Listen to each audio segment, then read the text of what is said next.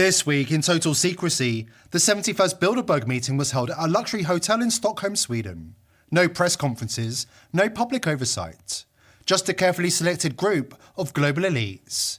Tech billionaires, royals, intelligence chiefs, and unelected bureaucrats. And according to a whistleblower from inside the meeting, the agenda was clear. They officially endorsed the outbreak of World War III. Intended not just to redraw borders, but to reduce and reshape Western nations. Clearing the path for something far more sinister, a one-world government. And in the days since that decision, the world has already been turned upside down. War has erupted between Israel and Iran. Alliances are fracturing. Escalation is accelerating. It's not coincidence, it's choreography. And here's the chilling part. The blueprint for global rule, the plan to collapse the old world and replace it with a centralized technocratic regime, has never been this detailed. Or this close. Before we dive in, if you're interested in sponsoring this show, please email sponsor@thepeoplesvoice.tv. Our videos attract millions of engaged viewers on X and Rumble. If you're interested in getting your product or service in front of all these people, please email us at sponsor@thepeoplesvoice.tv. Earlier this week, the global elites gathered once again, this time in total secrecy, at a luxury hotel in Stockholm for the 71st Bilderberg meeting. On the guest list, Albert Bourla, the CEO of Pfizer, the top brass from the World Economic Forum, Peter Thiel and Alex Karp, the founders of Palantir, senior executives from the WEF and the WHO, US politicians from both sides of the aisle, and a whole lot more. And what's on the agenda? Depopulation and replacement migration. Yes, you heard that right. After 71 years, they're openly discussing how to reduce populations and reshape the demographics of the West. No wonder globalists from the US and Canada went to desperate lengths to avoid being seen. And here is Chrystia Freeland making her getaway.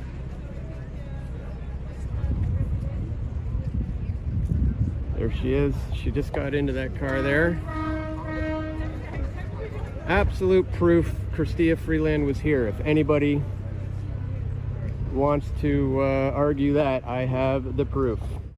Election denier and self-confessed Satanist Stacey Abrams was also in attendance, trying to slip out the back door without being seen, after discussing plans to depopulate the globe. You're on the wrong side of history, Stacey. God is watching you. You're going to reap what you sow. The Trump administration needs to get you arrested, and very soon. And yet, not a single headline in the mainstream press. Not a single camera. No questions, no accountability. Why? The Bilderberg Group operates under Chatham House rules, meaning the media are barred from covering these meetings. But many of the very journalists who work for legacy outlets like New York Times, The Economist and Bloomberg are actually in the room. Think about that. The people who are supposed to hold power to account are sipping cocktails with power behind closed doors. They are invited to attend, but they're not allowed to report on anything they see or hear. That alone should tell you everything you need to know about who they really are. Mainstream journalists are not watchdogs, they're collaborators. They're not there to shine a light on the powerful, they're there to shield them from it. At a 1991 closed-door meeting of fellow internationalists, billionaire and former CFR chairman David Rockefeller praised his media allies, but his confidence that his words would not leave the room was later broken. We are grateful to the Washington Post, the New York Times, Time Magazine, and other publications whose directors have attended our meetings and restricted their promises of discretion for almost 40 years. It would have been impossible for us to develop our plan for the world if we had been subject to the bright lights of publicity. But the world is now more sophisticated and prepared to march toward a world government. That these men aim to create a world system of financial control in private hands, able to dominate the political system of each country and the economy of the world as a whole. In short, they seek total and quiet control of the entire world. This isn't journalism, this is complicity. And this is why the rise of citizen journalists and independent media is vital in destroying the New World Order and holding globalists to account. Mr. Thiel, do you have any comments about Palantir's surveillance of the American people, sir? Or any of your connections to Jeffrey Epstein? I think people are rather concerned about that last particular one. You're setting up a Big Brother surveillance system, and people know it, sir. you think the American people want this surveillance tech being used against them?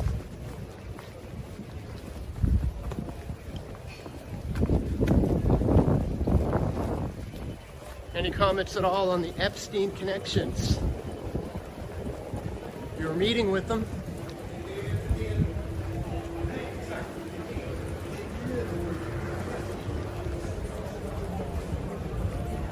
Stone Cold Peter Thiel.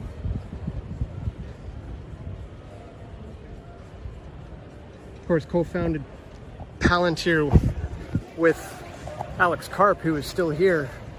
And these are the guys who are setting up the Big Brother surveillance system, essentially to track, trace, and database everyone. Not just Americans, you may have heard me say that, but literally everyone. And that's big reason of part of the reason why he is here. There is a lot of heavy kind of tech representation here and military men who are preparing for something. Shadowy intelligence operatives and military-linked power players were present at Bilderberg this year, reportedly to finalise plans for triggering World War III, a final global catastrophe the elite believe they need to pave the way for a new world order. According to a whistleblower with knowledge of the closed-door sessions, the presence of Palantir co-founders Peter Thiel and Alex Karp was no coincidence. Both men are on the record advocating for the US to open not one, not two, but a three-front war, a military fantasy that borders on suicidal. Anyone with a shred of military understanding knows that a two-front war is a massive gamble. A three-front war? That's not a strategy, it's sabotage. These globalist billionaires aren't even pretending to prioritise peace, stability or national interests. Their agenda is clear: plunge the US and the broader Western world into chaos and collapse, then reshape what remains in their image. Exactly as the Bilderberg Group made clear in the first meeting in 1954. En el año 54 se celebra la primera reunión Bilderberg y en el acta se recoge que van a crear un nuevo orden mundial. So before you become the prime minister of a country or a chancellor of Germany or something like this, yeah, or getting into a high position, they want to know, will this person follow more or less their nicely presented orders or not? Since 1954, the date of its foundation, Bilderberg meetings are conferences that bring together influential people from around the world.